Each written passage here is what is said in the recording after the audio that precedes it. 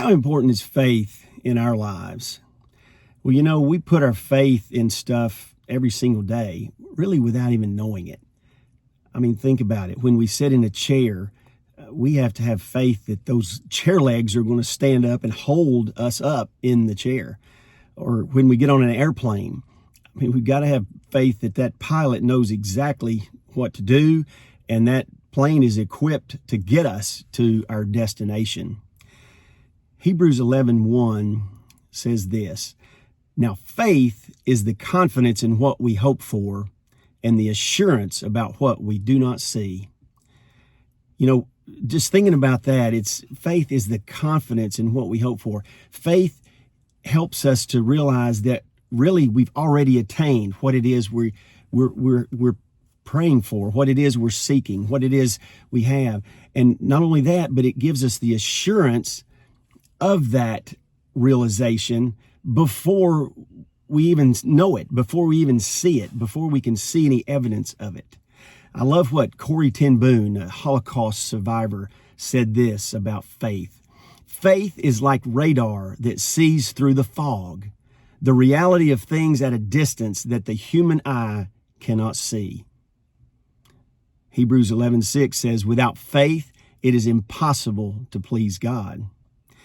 I love the story of Peter, one of the disciples, and how he literally walked on the water. And it's an amazing story. And just paraphrasing the story, it's right after Jesus has gathered 5 loaves of bread, 2 fish, and miraculously fed over 5,000 people with that.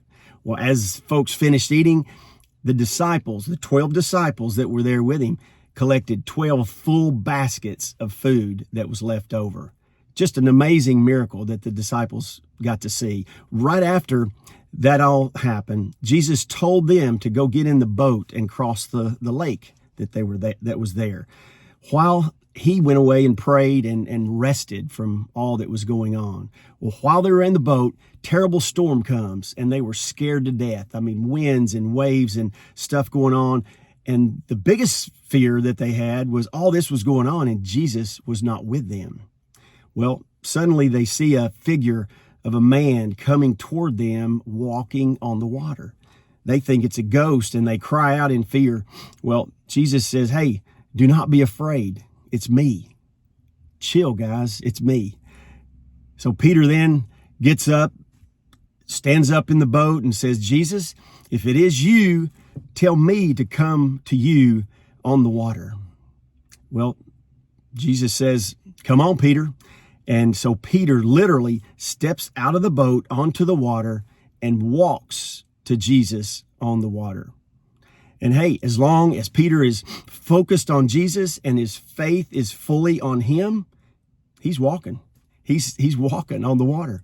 But as he begins to look around and check out the circumstances, the overwhelming stuff, the waves and all that's going on, he begins to get fearful and doubt creeps in and he begins to sink. Well, Jesus reaches out his hand, pulls Peter up and says, "Man, oh, you of little faith, why did you doubt?" And I think about that and think, yeah, Peter had doubts and had not much faith when he was sinking. But if Peter had little faith, what kind of faith did those other 11 disciples that were hunkered down in the boat, what kind of faith did they have? Well, Peter's faith in God, and then, of course, his lack of faith in God was the key takeaway in that story. But that it comes back to us. We must believe. We must trust God to handle what's going on. By believing in him, we're trusting him to handle what it is that's going on and what we're asking for in prayer. And guess what? His promise is that he'll always answer. By faith, we must trust him and obey what he is asking us to do. Faith is stepping into action, responding to what God is directing us to do, and trusting him to take care of it, putting it in his hands. Many years ago, my wife and I, by faith, formally committed to adopt our daughter, our youngest daughter, from Bulgaria, a Bulgarian orphanage. Even though we didn't have the money to do it, we didn't have anything close to the money to do that. But after we signed the commitment, God miraculously provided the funds needed to adopt our little girl. Hey, God was looking for us to commit, to make the step. Hey, this is what I want you to do. You do it. I'll take care of the results. And that's just what he did. Another great story in the Bible about Noah.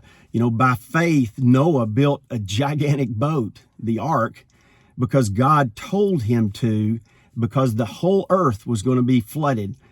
And only those that make it on the ark are going to survive.